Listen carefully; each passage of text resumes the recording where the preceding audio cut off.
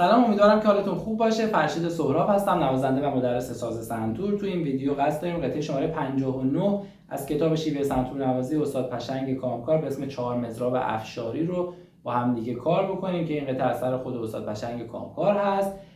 قبل از اینکه وارد آموزش بشیم ممنون میشم که کانال یوتیوب من رو سابسکرایب کنید، این پست رو لایک کنید، سوالات و نظراتتون رو کامنت کنید و این پست رو با دوستاتون به اشتراک بذارید. ممنون که تا آخر ویدیو با من هستید. بریم که یه ویدیو خوب داشته باشید. خب این قطعه شماره 59 قطعه 6 8 هست و شمارشمون براش به صورت 1 2 3 4 5 6 میشه. توضیحات 6 8 رو تو درس‌های قبلی مفصل توضیح دادیم. پس امیدوارم که اونا رو کاملا یاد گرفته باشید و برای این قطعه دیگه مشکل خاصی نداشته باشید. بریم با هم دیگه شروع کنیم. از اول جمله ها رو پیش بریم. اگر نکته خاصی بود در خلال قطعه با هم دیگه کار می‌کنیم.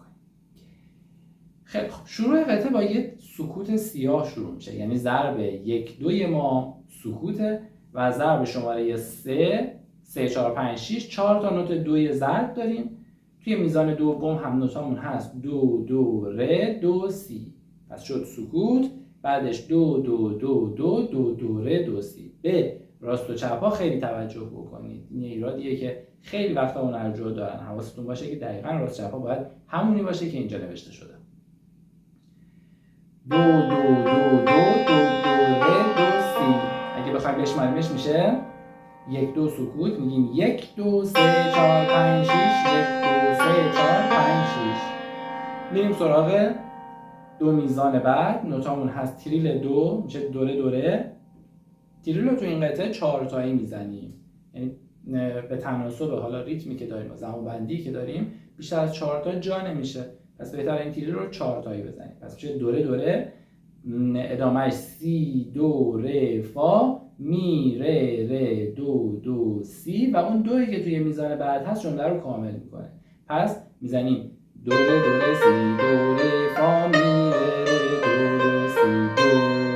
شمارشش میشه 1 و 2 و 3 4 5 6 1 2 3 4 5 6 1 2. این 1 2 اول میزان آخر این جمله رو کامل کرد و یه جواب کوتاه رو سیمای ضرب داریم. نوتامون هست فا سول لا سی و اول خط دوم یه دونه دو. پس میشه فا سول لا سی دو که از ضرب شماره 3 شروع میشه. 1 2 3 4 5 6 1 2 3 4 5 6 و اینجا یک جمله کامل شکل میگیره. پس یه دور من این جمله رو براتون اجرا میکنم.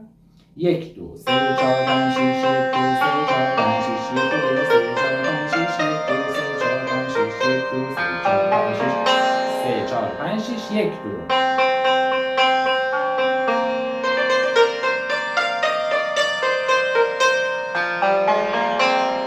بسیار عالی.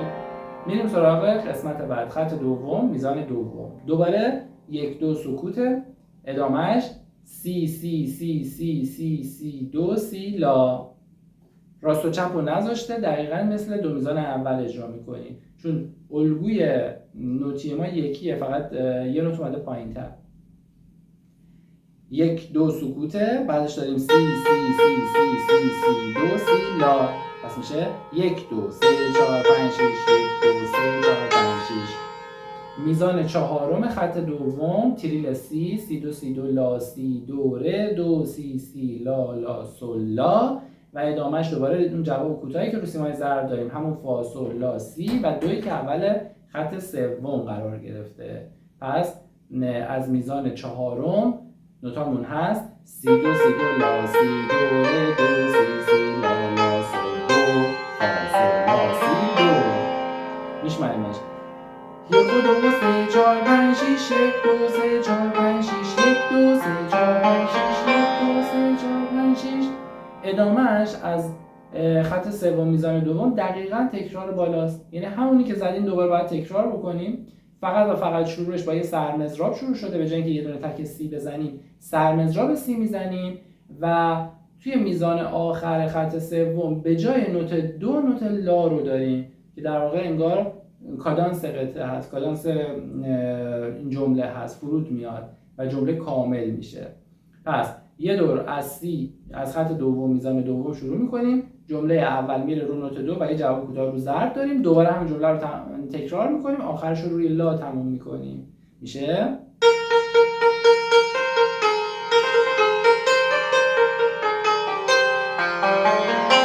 4 5 6 1 2. رو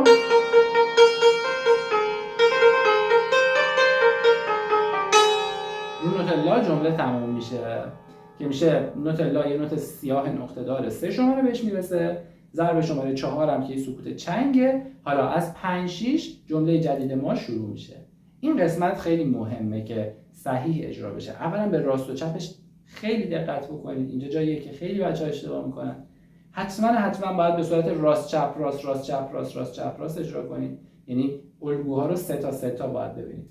از آخر خط سوم که یه می و ر داریم این جمله ما شروع میشه.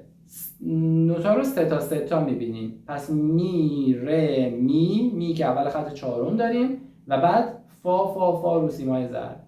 دوباره یه نوت میاد پایین‌تر، ر دو ر، باز دوباره فا رو سیمای زرد، دو سی دو فا. پس نوتا رو اینطوری میبینیم. حواستون باشه سه تا. پس میشه می ر می فا ر دو ر فا دو سی دو فا.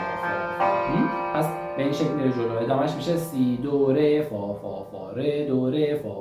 دیگه من خیلی روی نوت‌ها خیلی تمرکزی نمی‌کنم دیگه، چون الان دیگه درس 59یم. شما دیگه نوت خوانیتون خوب شده، خودتون میتونید نوت‌ها رو بخونید، فقط باید کلیت رو بشنوید ببینید که قراره چه صدایی در بیاد.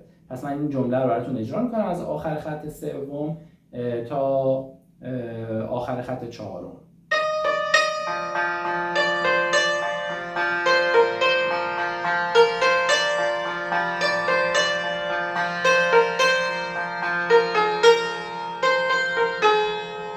یه ایرادی که یه اشتباهی که خیلی رایجه، حواستون باشه بچه‌ها سه تا نوتا رو از هم جدا میکنن. یعنی مثلا میزنن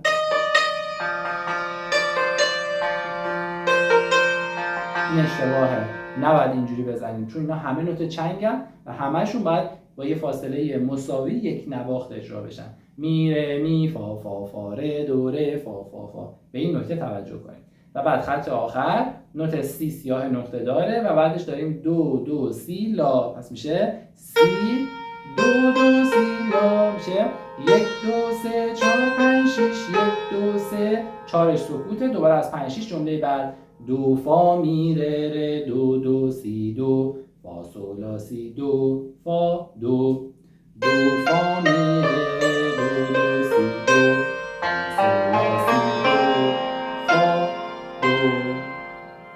خیلی خوب. یه دور قطعه رو از اول تا آخر بشنویم.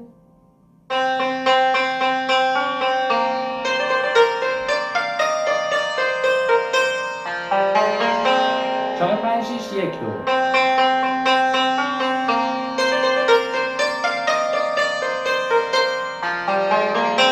4 5 6 1 2.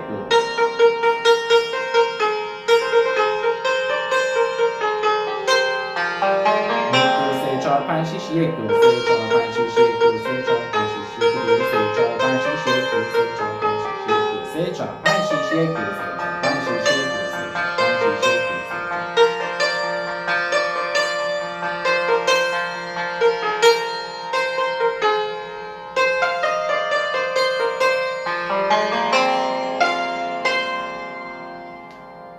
بسیار خوب.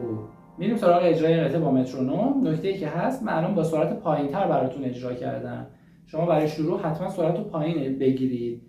وقتی که خوب مسلط شدید آروم سرعت رو بیارید بالا تا برسه به سرعتی که خودش مشخص کرده، یعنی سرعت 100.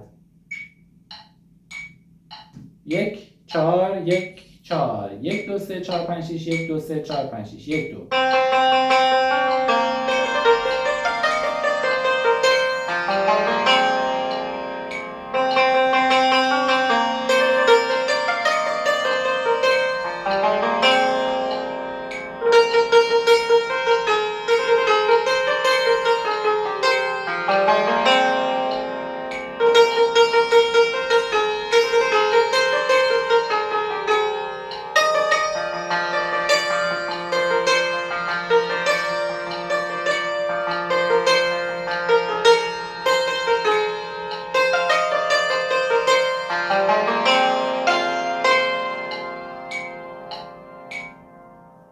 امیدوارم که این ویدیو مورد توجهتون قرار گرفته باشه. ممنون میشم که کانال یوتیوب من رو سابسکرایب کنید، این پست رو لایک کنید، سوالات و نظراتتون رو کامنت کنید و این پست رو با دوستاتون به اشتراک بذارید. ممنون از شما.